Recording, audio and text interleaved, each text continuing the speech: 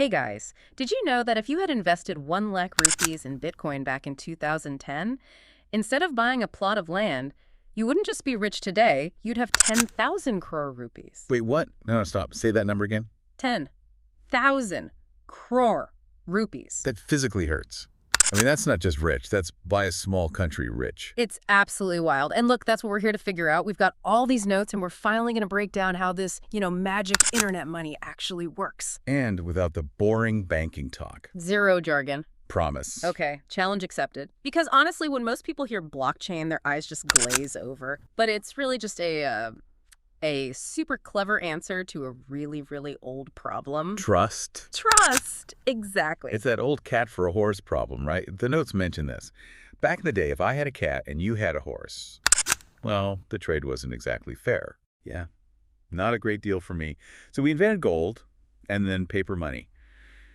But here's the thing that really clicked for me from the research. When you use something like Google Pay today, you're not actually moving money. Right. I'm just scanning a QR code on my phone. And behind the scenes, your bank is just updating a spreadsheet. A giant digital ledger. That's it. They just go into their file, subtract 4,000 rupees from your name, and add it to the shoe shop's name.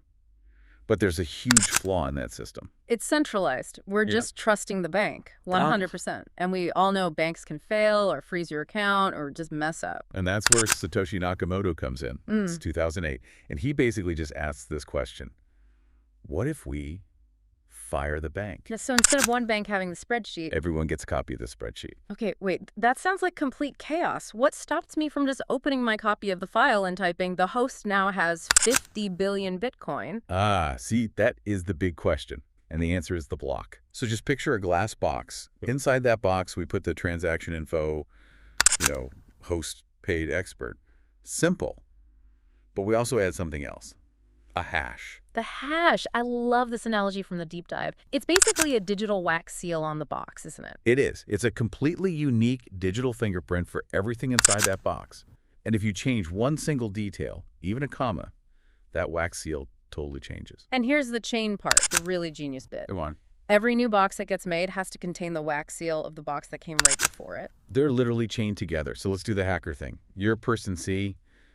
You want to give yourself more money. Okay, I'm in. I'm going back to a block from yesterday, and I'm changing 1 Bitcoin to 100 Bitcoin. The second you do that, what happens? The wax seal on my box. It breaks. It creates a brand new one. Exactly. And now the next block in the chain is looking for your old seal, but it's not there anymore. The new one doesn't match. The chain just snaps. It's broken. Yeah.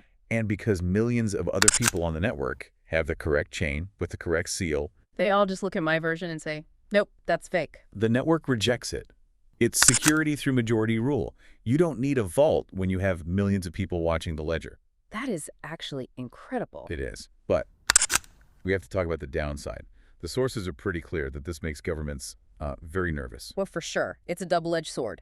If nobody can control it, that means nobody can freeze it or stop a transaction. Which is great for your privacy, but also kind of great if you want to buy illegal things or fund something shady without anyone tracing it. It's total financial freedom, but with no safety net. There's no customer service line to call if you get hacked. Exactly. You're shifting all your trust from an institution like a bank to just math, to the code itself. So if money is just a digital entry on a spreadsheet that we all agree on, do we even need banks anymore, or are they already obsolete?